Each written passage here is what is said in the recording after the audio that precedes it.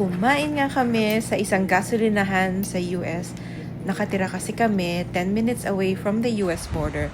And so we went to the Sinclair gas station.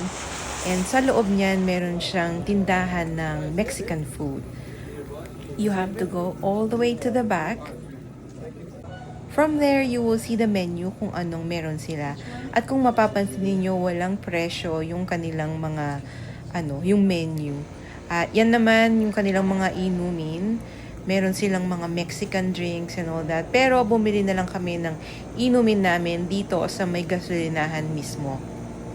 Para siyang 7-Eleven na may gasolinahan sa labas.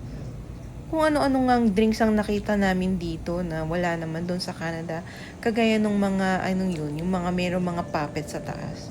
So, after looking for few minutes, I decided to go get this one because it says Calypso and it reminds me of, yung Pirates of the Caribbean.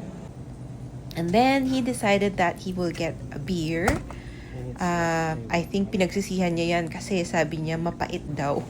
Mas mapait pa daw sa San Miguel.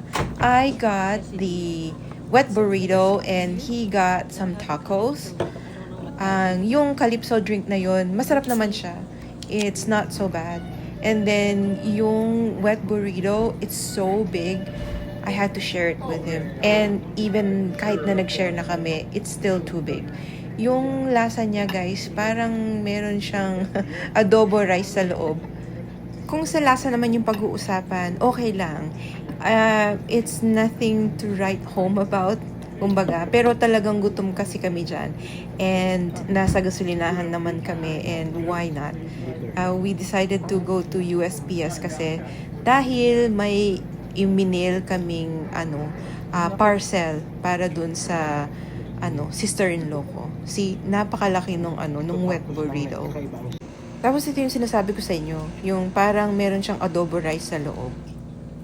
Oh, okay naman. It's not too bad. Kung gutom na gutom ka, punta ka dito, pihadong mabubusog ka. Sa presyo naman, medyo mahal. Kasi yung dalawang food lang yan, $30 ang binayaran namin.